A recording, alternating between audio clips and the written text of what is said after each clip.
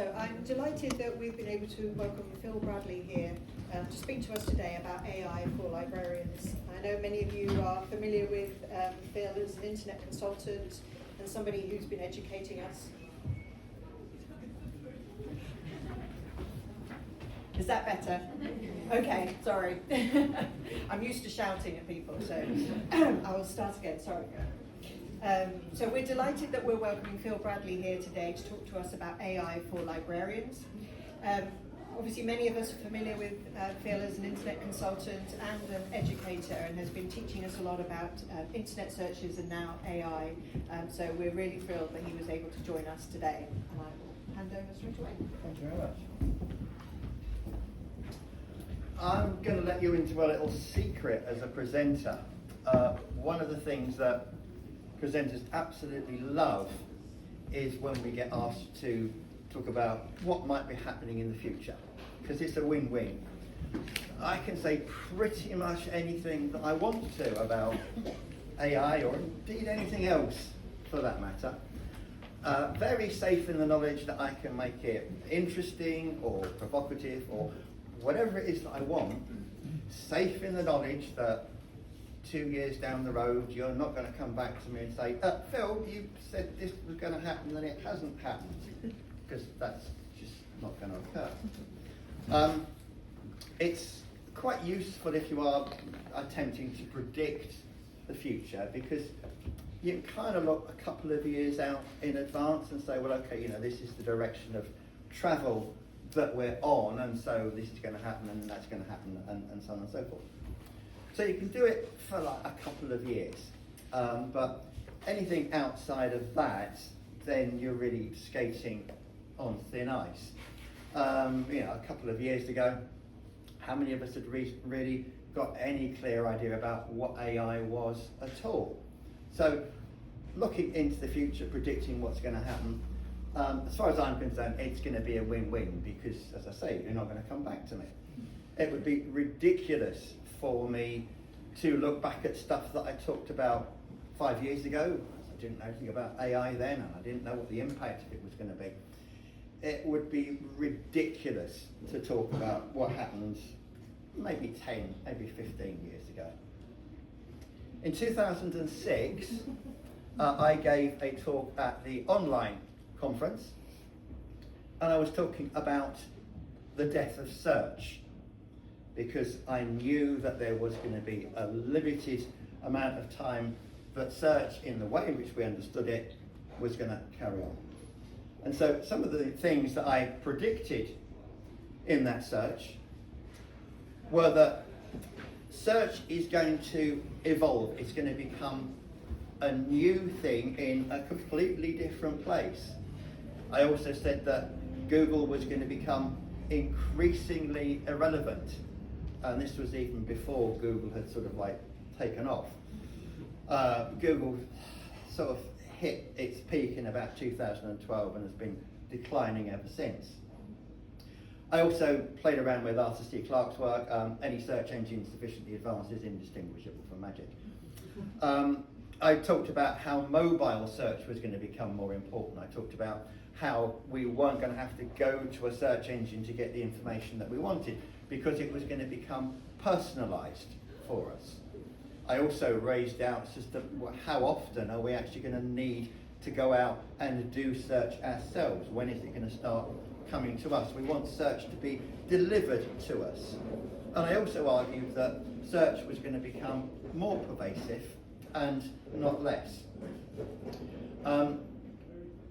And that's pretty much, I think, what has happened. I didn't know how it was going to happen, but I did know that it would happen. Here's a slide that I grabbed from Google. I asked Google to find me some Spitfire experiences together with prices for about a 45-minute flight, and I wanted them to be in the southeast of England. Google was, as Google always has been, pretty rubbish at giving me a result. The first things that you see on the screen here, they're all sponsored. That's not what I'm interested in. The problem that something like Google has had is it has to be good enough for you to use it, but it doesn't have to be so good that you're not going to start clicking on the links. So Google's never been a good search engine. Google's never been a search engine. Google is a platform for providing adverts based around the idea of search. So that kind of search doesn't really do very much for me. So then I went to a new AI search engine called Perplexity, and I asked exactly the same question again. And this search engine was able to understand exactly what I wanted. It was able to precisely identify the things that I was interested in, and it was able to deliver those to me. And this is just one very brief example of the way in which things are going to be changing. And they're going to be changing much quicker than you think they possibly could do. So when I'm looking to where do we go from here, we don't go with Google, because Google is a dead search engine. DuckDuckGo is a dead search engine. Yandex is a dead search engine. The traditional way that we have of looking at search is now dead. I will only use Google if I'm looking for a phone number or an address or maybe a map of how to actually get here. The new breed of AI search engines are far superior to anything that we've seen in the past. What people want when they search is they don't want to search, they want to find. Traditional search engines don't do that. They just give you a bunch of pages and basically you're on your own. What I can now do with a new breed of AI-based search engines is it can understand my natural language. I can say to it exactly what it is that I want, and it will go away and it will find exactly that for me. So I can say, I want a Spitfire flight in Southeast England, and it knows what I want. And if I then ask a supplementary question of, can it do barrel rolls or anything of that nature, the search engine understands. We are not having an interaction the way that we used to do with traditional search. I'm having a conversation. And that's the way that a lot of stuff with AI is going to be moving in the future, is we have conversations with these tools. Another thing that's changing is that I can get summaries of exactly what it is that I wanted to get. I can go to an AI search engine like Perplexity or Consensus or U.com or wide variety, and I can start to have a conversation. I can say, oh, can you go to this particular website? Can you summarize the information that's on there for me? I can say to these tools, this is a really long YouTube video. I don't want to sit and spend an hour and a half of my life listening to it. Can you just summarize that for me? And it's going to be able to go away, and it does exactly that. I've got my Perplexity and my ChatGPT in my pocket, and when I'm out and about, I just talk to it, and it just talks back to me. I was in the woods recently, and there was an interesting tree, and I took a photograph of it, and I said to ChatGPT, what tree is this? And ChatGPT came back and said, that's a really bad picture. Thanks, I don't actually need a critic of my photographic skills, but hey ho. And it said, can you get me a picture of the bark, or can you get me a picture of the leaf? So I took a picture of the leaf, and it said, oh yeah, it's this particular tree. I'm having a conversation. AI is about conversations in many, many different areas. A lot of people will conflate AI and chatbots like ChatGPT. So one of the things that I spend my time doing is really pointing out that AI is just an umbrella term in the same way that the internet is an umbrella term. And if you're talking about AI, what specific AI tool are you talking about? Are you talking about a search engine? Are you talking about something that's going to create images for you? Are you going to talk about something that translates what you're saying? So it's really, you have to be very clear at the outset that AI is just a generic umbrella term. But one of the other things that I will say is that AI is this generation's internet. AI is going to be more important than mobile phones.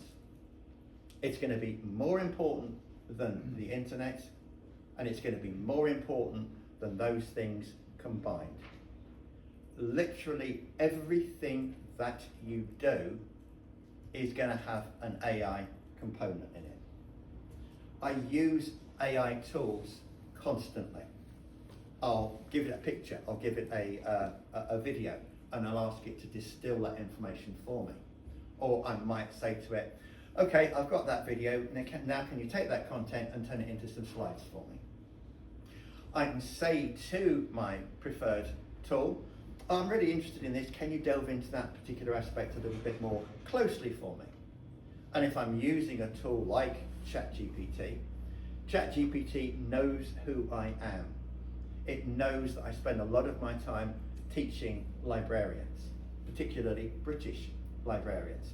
So whenever I'm working with a tool like that, it automatically starts to personalize what I need. And so it will say to me, yeah, oh, is this going to be for a course that you're running? And I will quite often say, well, actually it is. And so it tailors everything to what I need. So search and information is going to become far more tailored than it has been in the past. These obviously are going to save you a lot of time. They allow you to understand really complicated queries. And this is one of the key elements to take into account here, is that in the past, if you've been using specialized databases and you've been using Google and you've been using it well, you're used to the syntax, you're used to the site:/.ac.uk file type.ppt. You don't have to do that any longer. You can simply say to Perplexity, ChatGPT, the Mistral Track, whatever it is that you want, this is what I want. I want you to find me information on this particular subject. And I want it to be a recent academic paper that was published maybe in the last couple of years, and ideally I'd like it published in a British journal. And these tools can understand that. I don't need to know any of that syntax anymore. What AI tools like Perplexity or ChatGPT are doing is they are opening out search to a much wider audience than we've had before. That means that it's going to be much easier for them to search and find the information that they need. It's going to mean that you are able to immediately jump in at a much higher level because you understand how to search, you know what's of interest to you, and you can jump in much further down in that search if that's what you want to do, and you can have that conversation. You can say, oh, I really like this bit of information, but I'm not so keen on that. I don't need to know about that. And the search engine or the chatbot or whatever it is that you've got is going to adapt to that. It's going to make your life much easier. It's going to make the searching that you do much more effective. It's going to make it more accurate. And it's going to let you do a bunch of new things. What I'm seeing with the new breed of AI search engines is a level of sophistication that we have never seen before. And worryingly, stroke interestingly, stroke excitingly, the speed that these are developing at is at literally an insane level. And I'll talk more about deep research in a minute. But what I'm seeing happening is an explosion of search engines, an explosion of new functionality that we've not seen before. What am I seeing from something like Google? It's pretty much that, certainly as far as the search side goes. Google Gemini is a really good, it's a very interesting product, but it's not what you would consider as traditionally Google. So really, talking about traditional search, I'm going to just say, forget it. It's of no use to you whatsoever to waste your time going to a ridiculous tool like Google, because it's slow, it's clunky, you have to constantly remind it of what it is that you're looking for, and it doesn't give you very good results. And what it does is it's chock full of adverts. This is another change that you're going to find happening in the future now. If you go to one of the new breed of AI search engines, for example, you're not going to get flooded with adverts. Those, again, in many respects, are a thing of the past. What you will have to bite the bullet for, unfortunately, is if you want really good functionality and you want to be able to get access to the tool whenever it is that you want to, you're going to have to pay for a subscription. We are quickly moving away from the idea of the internet and users of the internet being financed by looking at adverts, and we're moving much more into subscription models. So that's one of the things that you're going to need to take into account when you're playing around with your budgets. You will need to start subscribing to different tools. ChatGPT costs me £20 a month. It would be worth double, triple that, as far as I'm concerned, the way that I make use of it. But people are saying that Google search is becoming less useful. More and more people are getting the information that they want from their communities, such as TikTok, for example. And a lot of people are now starting to use chatbots to get the information that they need, which is a good thing. The bad thing is, for the most part, they're not really very, very good at doing it. And so we've got to, as a profession, start to pivot. And what we're going to have to do is start teaching people in much more depth than we've done in the past how to evaluate the information that they're finding. Because with the new breed of AI tools that are out there, you're going to see, as we have already done, a flood of misinformation, false news, and it's going to become increasingly more difficult to make it clear that yes, this is real, and no, it isn't. I've already seen lots of examples of that. So that's one of the areas that you're going to need to spend a lot of time on. People talk about, and I still see a lot of people say, oh, you can't use a chatbot because it hallucinates. You can't trust the data that you've got in these things. That would have been true 6 months, a year ago. It isn't any longer. I can go to a tool like ChatGPT and I can ask it to do some deep level research for me. And I was asking here for it to look at the effect that a particular drug has on depression and anxiety. The first thing that I said to ChatGPT was, I want you to do some deep research on this for me.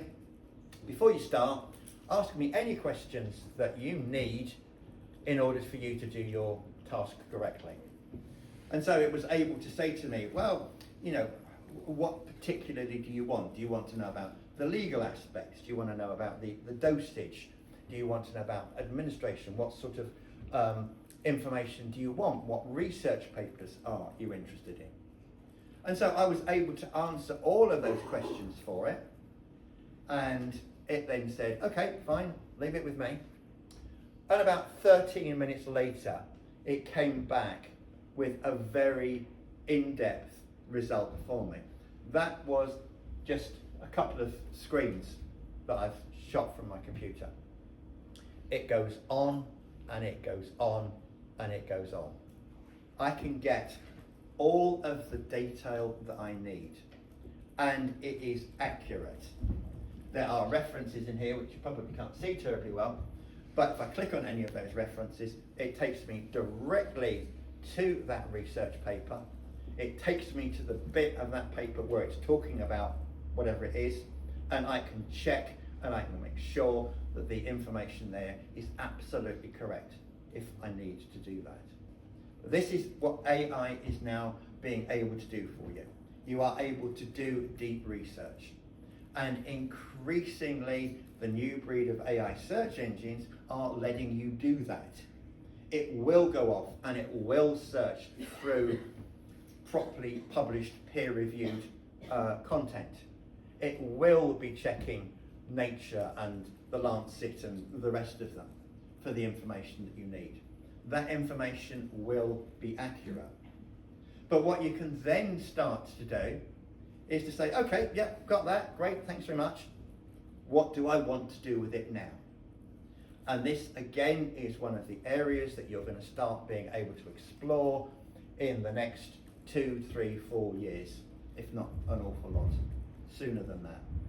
You are going to be in a position to take that data and to manipulate it in ways that you really can't even consider at the moment. I can take that data and I can say, I want you to turn this into a YouTube script for me. Or I want to do a PowerPoint presentation on this. And I can ask an AI tool to create that PowerPoint presentation for me. Or I can say, make a video out of this, would you? And it will make a video for me in a minute, few seconds, and that information is available to me. Information is now coming to us in so many different ways, and we can do so much more with it than we've been able to do in the past.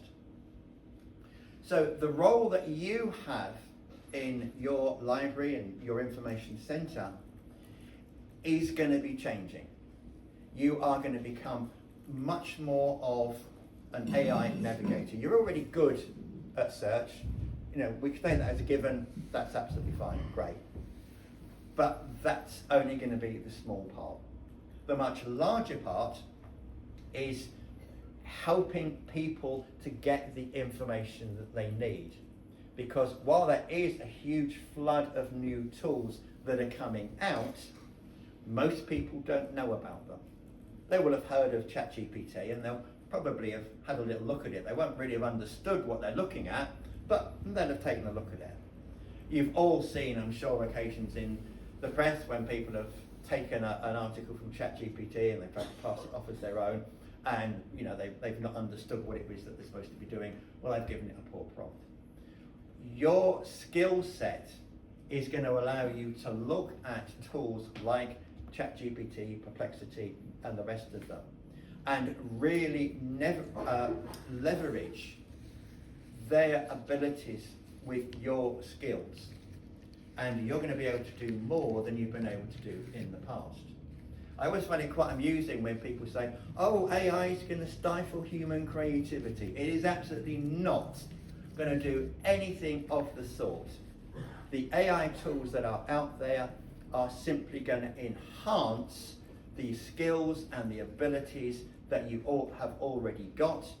They are going to let you do things that you've never been able to do before. You're going to be able to shift from helping people to find the information that they need to teaching them how to think critically about what they need to get. And once they've got that data, what it is that they want to do with it. You are all great at manipulating data. Most people aren't. That's your skill set, and that's one of the things that AI is really going to help you to do. Back in 2000, 2001, 2002, when I was running a course on searching the internet, I'd get people saying, oh, you know, we use Google, oh, yeah, there's Microsoft Search, or there's Dogpile, or there's Hotplot, or whatever. And there were a wide variety of search engines, and it was an exciting time for the profession. But very quickly they got stamped down by Google, and it was just Google. This is where you go. We're now breaking out of that cycle once again. All of the search engine logos that you can see here are search engines that you are going to need to explore. You're going to have to understand when Perplexity is a good search engine to use.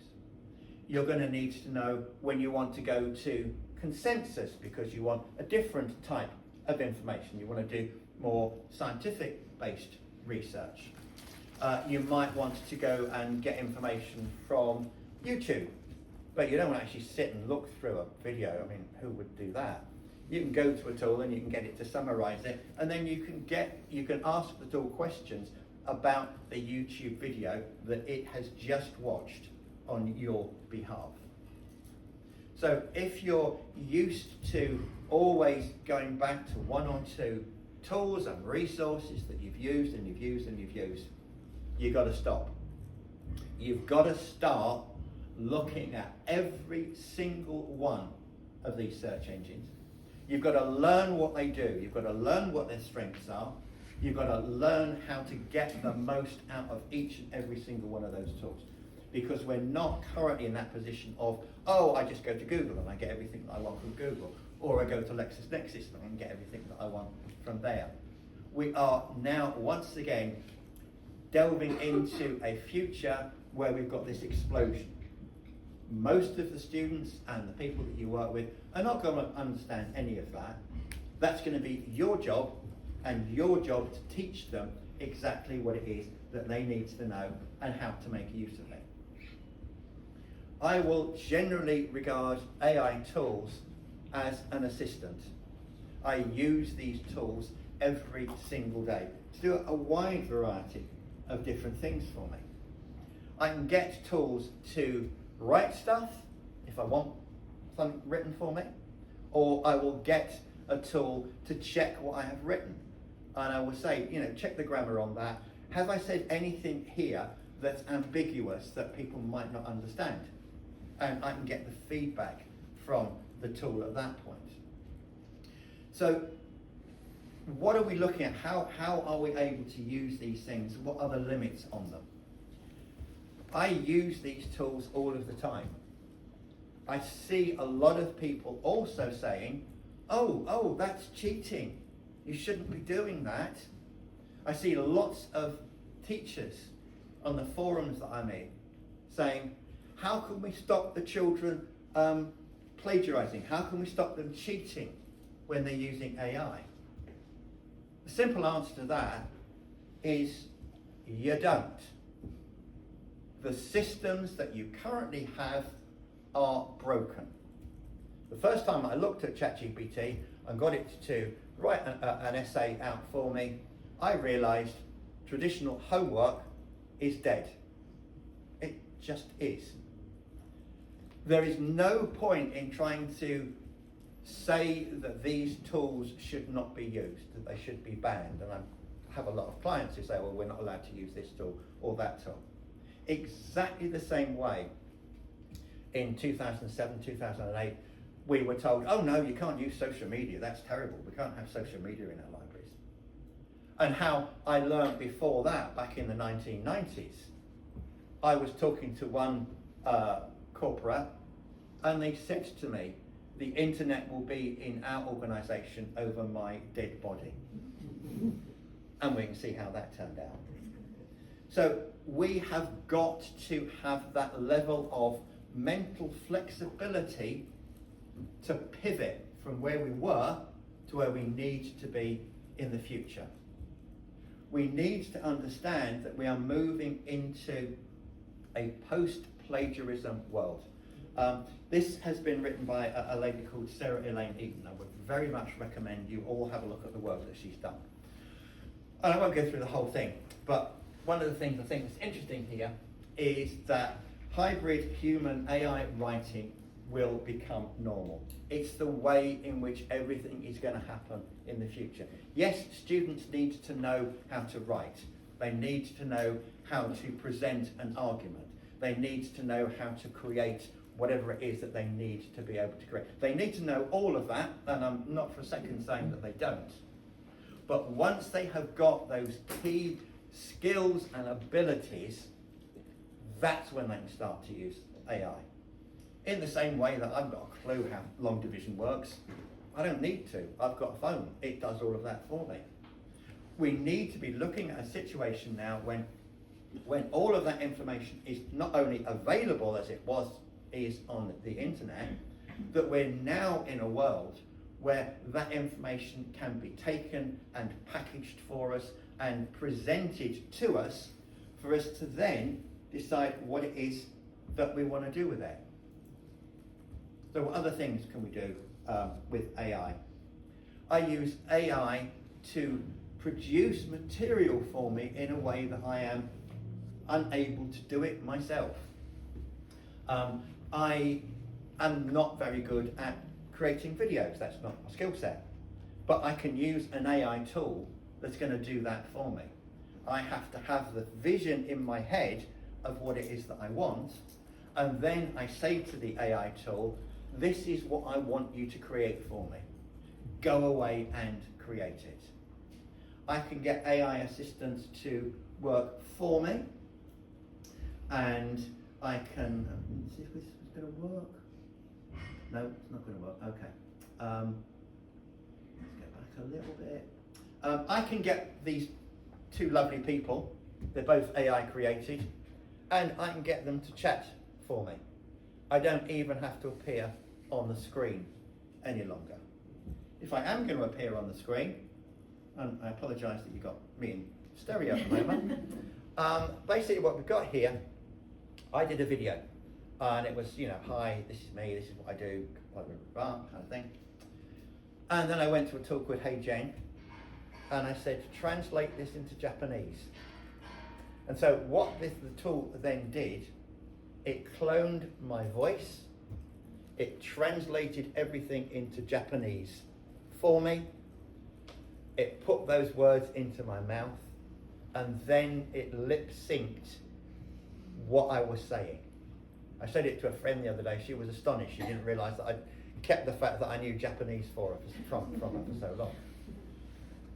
If you need to work with different languages or people from different cultures, AI tools are going to assist you in doing that.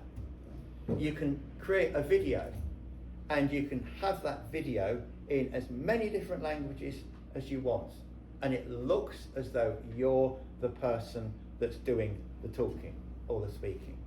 If you don't want to appear on the screen, you can create an avatar to do that work for you. If you want to take it to the next stage, and this is not science fiction, this is now perfectly capable, there's a tool out there called Pickle. You can give it a 5-minute video of you. In 24 hours, it has rendered you into a video format.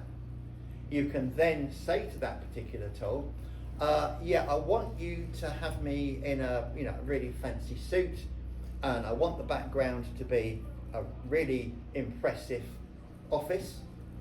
So it will do that for you. And then you sit down on your Zoom or your Teams call, and it looks like you're wearing the fancy suit in the really nice background. When you speak to answer something in that Zoom call, that gets translated into that avatar version of you. And we are getting to the point now where you can't tell the difference. It's as simple as that. There are lots of tools that are out there that will produce content in a wide variety of different ways. I can get tools to write things for me. I can get tools to create images for me in whatever kind of detail it is that I want. They'll create the videos, they'll do the translation for me. I can get a tool that is going to take a piece of content that I've given it, and it's going to be able to create a mind map for me. I can then take that information and get it to redo the information into a PowerPoint slide or video or pretty much whatever it is I want to. If I'm using things like chatbots, I use chatbots all the time. There are a huge number of different chatbots that are out there. You need to know every single one of those, except for Grok, because that's Elon Musk's, and I'll say no more. In exactly the same way that you understand which database to use, that you understand which magazine to look at, or which journal to go to. This is what you're going to need to know next. Because ChatGPT is great for some things, it's not as good as Claude for other things. Then you've got to look at something like DeepSeek, and you've got to take on board what's happening in China and the run at AI that China is taking at the moment.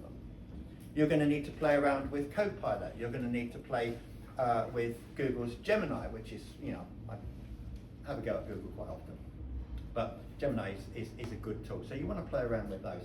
and you want to know what their strengths and weaknesses are and how you can get the most out of them. Kind of things that I use chatbots for, literally everything. God, we're getting bright here. Sorry, I knocked it off the walls.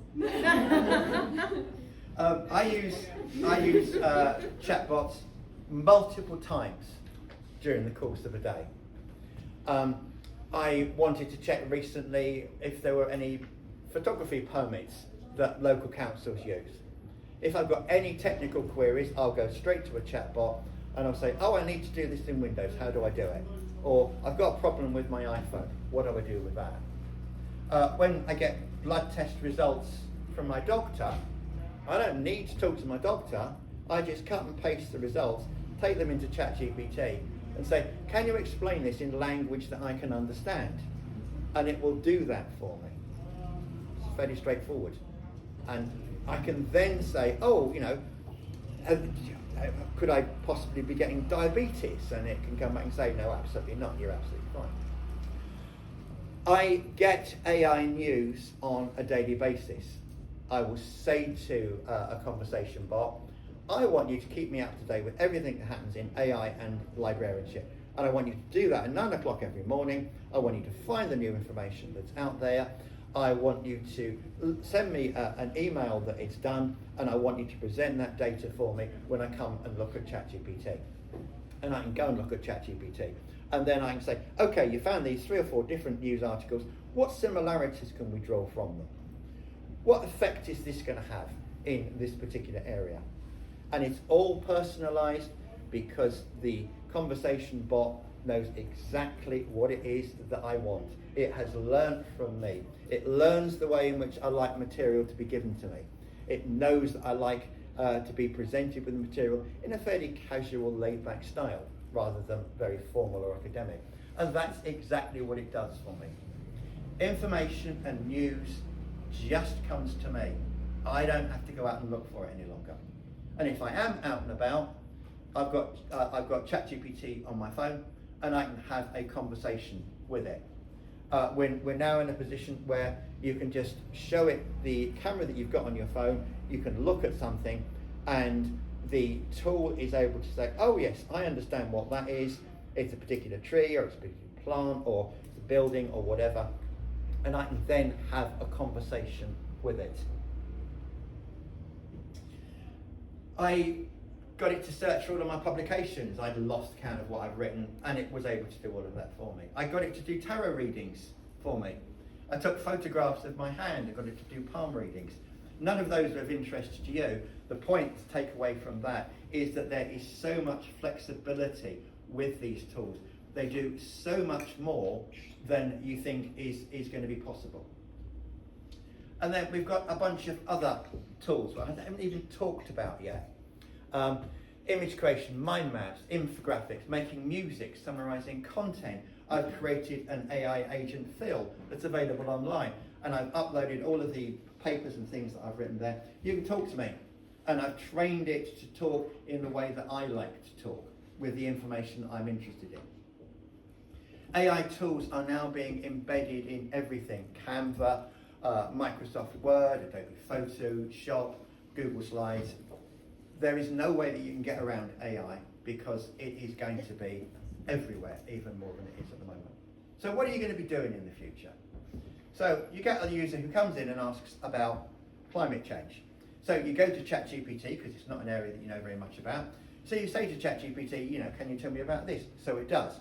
You then, okay, right, I'll take this, I'll double check that over at Perplexity to do a bit more deep research in the areas that I'm interested in. And it will do that. And then it will turn it into a YouTube script for you. And then once you've got that, you can then go to another tool called InVideo. And it will then turn that into the video for you. You've then got another tool that can take that into short form videos. You've then got Hey Jen that will translate those videos for you into different languages. This is all the things that you can do into the future. If you've got an event on local history, you can get tools that will create the presentations for you. You can record them, you can manipulate that data and make it available in a variety of different ways. So what haven't I covered? Most things, to be honest. This hasn't even scratched the surface of what's out there. But there, you can read them all on the screen. I'm not going to be tedious and just read it all out. That's the kind of thing that I haven't covered. So where do we go from here? What's your role going to be basically from now? Much more in the area of AI literacy, advocating for the ethical use, looking at different ways in which you can use and manipulate and play with data that you've never been able to do before. You're going to be able to blend reality in library spaces, and you're going to be able to give people immersive experiences. And you have to become a trusted voice in AI ethics and morality, because there isn't an awful lot of that out there at the moment. Librarians are a trusted source. You're only going to be a trusted source if you know how this stuff works. You've got to know how chatbot works. You've got to play around with different AI-based search engines. You've got to explore how you can create videos and how you can translate what you say into different languages. You have got to do it. There's no two ways about that, because if you don't do it, your students, they're going to be doing it, and you are going to be left in the dust. Now, I don't want that to come across like hectoring or bullying. Okay, it is. But it's really important. You know, I've spent my entire life talking about the importance of librarianship and the power that we've got as a profession. We are a profession that is well respected and we are listened to. We need to be the people that when somebody in your organisation, your college, university, whatever, starts talking about AI, you are the people that are going to need to be there. You are the ones that are going to have explored this. You are the ones that can see the value and the importance of what it is that you're doing. Because there's nobody else out there that's going to do that. It's going to be your role into the future. And it's an incredibly important one. And it also means that you've already got a jump on most people because you know how information works. You can play with it, you can deal with it, and now you can start manipulating it and doing things in ways that you have never been able to do before. It's an incredible opportunity that you've got. People say that AI is going to take people's jobs. Absolute rubbish. They also go on to say the people using AI are going to take your jobs. I want you to be the people that are using AI on a regular, daily basis, and that you're able to manipulate data and use a whole range of different tools. If you're just using one AI tool to get an answer, you're probably not using it as well as you could be. You want to start manipulating, pulling data, taking it from one place to another, turning it into a slideshow, turning it into a YouTube video, turning it into a podcast, creating your own avatar, doing whatever it is that you need. Those are the skills that you've already got. You just need to learn how to use those within an AI-based environment. So that's the kind of thing that I think is going to happen in the future. And it's an extremely exciting environment that we're going to be in. I don't care if you don't believe me, because it's going to happen. But I will tell you that I am so confident it's going to happen, and this is probably going to be a first for just about everybody in this room. I am so confident about where do we go from here. I've got the title of this presentation tattooed on my arm. So that I am going to be looking back at this in the future, looking at that and thinking, yeah, I was right. That's what's happened. That's why librarianship has actually got a really strong, incredibly important, powerful role to play in a new AI world. Thank you very much.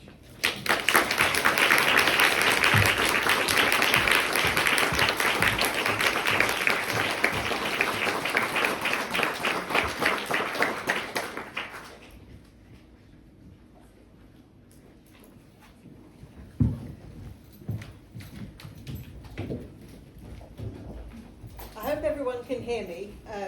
I'm not going to crowd Phil too much, but I did just want to add our thanks, and hopefully your legacy at this event is for us all to go forwards and to take and tackle AI and share it ethically with our students and get them to share it too. It's one of those generational changes that's really going to sweep through society. I'm particularly thrilled that you've shared this with us today, because I understand you're actually retiring, and Pretty this much, is yeah. one of the Yeah. last presentations. So congratulations on Thank you that, very and much. for all the work that you've done on behalf of librarians. Thank you. So thank you.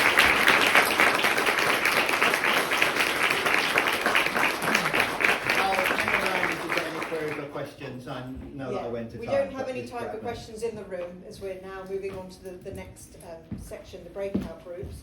So those of you who are looking at, I think, library furniture are staying in the room, and the others, if you follow the stewards, if you go through